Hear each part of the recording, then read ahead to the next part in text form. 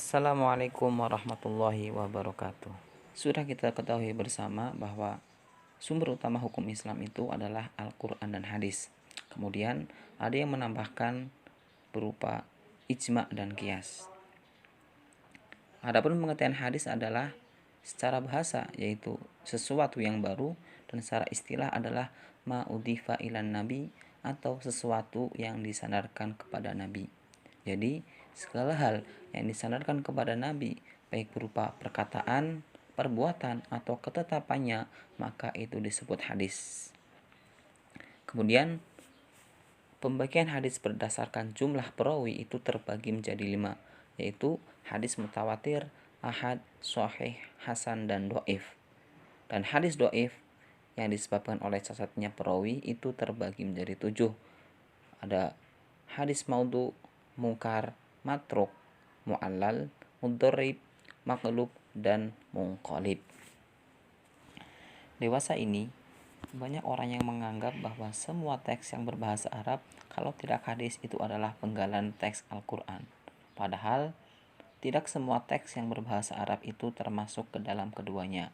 Ada beberapa syarat sebuah teks bisa dikatakan sebagai hadis, yaitu melihat dari sanad, matan, dan perawinya. Seperti ungkapan hubbul waton minal iman, cinta tanah air merupakan sebagian dari iman. Banyak orang-orang yang menganggap bahwa itu adalah hadis, padahal itu bukan termasuk hadis. Bahkan Syekh As-Saghani mengatakan bahwa ini merupakan hadis maudhu atau hadis palsu, maka tidak boleh dinisbatkan kepada Nabi Muhammad SAW.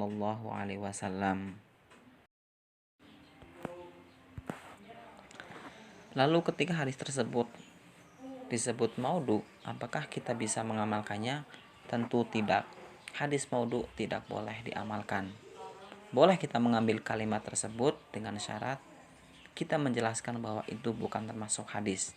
Karena kalau dilihat dari segi maknanya bahwa cinta tanah air adalah sebagian dari iman, itu sangat luar biasa. Yang artinya kalau kita mengaku iman, maka kita harus mencintai tanah air kita. Yang secara tidak langsung kita disuruh untuk bersama-sama mencintai tempat lahir kita dan menimbulkan rasa nasionalisme. Untuk penafsiran maknanya sendiri ada 2. Yang pertama, seperti dijelaskan oleh Ibnu Alan dalam Dalil Al-Falihin, bahwa wal insanu fid dunya gharibun 'alal haqiqati li'anna al-watan al-haqiqi huwal jannah kama hamala 'alaihi katsirun hubbul watan minal iman. Yang artinya manusia di dunia hakikatnya adalah pengembara, karena tanah air yang hakiki adalah surga, seperti penafsiran banyak ulama terhadap hubbul watan minal iman. Yang artinya bahwa yang disebut waton di sini adalah surga, di mana surga merupakan tempat Allah menurunkan ibu bapak kita yaitu Adam Hawa, dan di sanalah tempat kita kembali insya Allah. Yang kedua, tanah air yang dimaksud adalah tanah yang kita kenal dan kita tempati.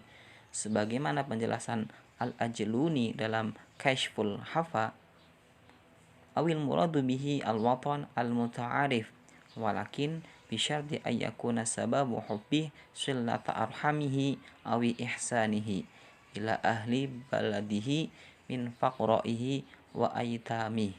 Yang artinya, atau yang dimaksud dengan tanah air adalah tanah air yang kita kenal, tapi dengan syarat sebab cintanya adalah menyambung tali silaturahim dan berbuat baik kepada penduduknya, terlebih-lebih kepada kaum fakir serta anak-anak yatim.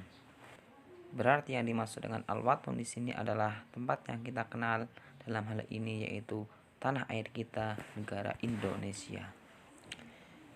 Karena maknanya yang sahih sebagaimana telah dijelaskan, tak heran jika salah satu pahlawan nasional yang merupakan juga pendiri Nahdlatul Ulama yaitu Kiai Haji Hasyim Asy'ari pernah mengutip kalimat tersebut dalam salah satu karyanya.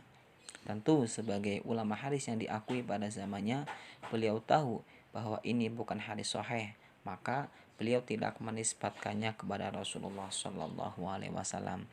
Di mana saat itu beliau menggunakan kalimat tersebut sebagai pelecut bangsa Indonesia untuk melawan penjajah. Kemudian teks berbahasa Arab lain yang dianggap sebagai hadis oleh orang-orang yaitu utlubul ilma walau bisin, yang artinya carilah ilmu hingga ke negeri Cina. Hadis tersebut sangat familiar sampai-sampai orang-orang menjadikannya sebagai dalil pertama tentang semangat menuntut ilmu. Akan tetapi ternyata hadis tersebut dihukumi palsu atau maudhu dan ditentang banyak ulama, salah satunya yaitu oleh Imam Ahmad bin Hambal. Para ulama hadis pula menyepakati bahwa hadis ini berderajat palsu karena adanya seorang perawi bernama Abu Atikah Tarif bin Sulaiman yang tidak memiliki kredibilitas meriwayatkan hadis Rasulullah Shallallahu Alaihi Wasallam. Ibnu Al-Jauzi juga memasukkan hadis tersebut sebagai salah satu hadis palsu dalam kitab Al-Maudu'at. Begitu juga As-Suyuti menyebutnya sebagai hadis palsu dalam kitabnya Al-Laili Al-Mas'unah fi Al-Hadis Al-Maudu'ah.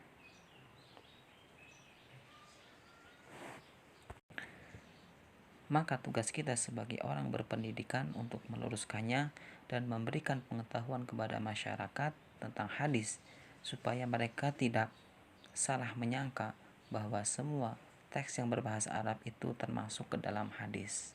Terima kasih. Wassalamualaikum warahmatullahi wabarakatuh.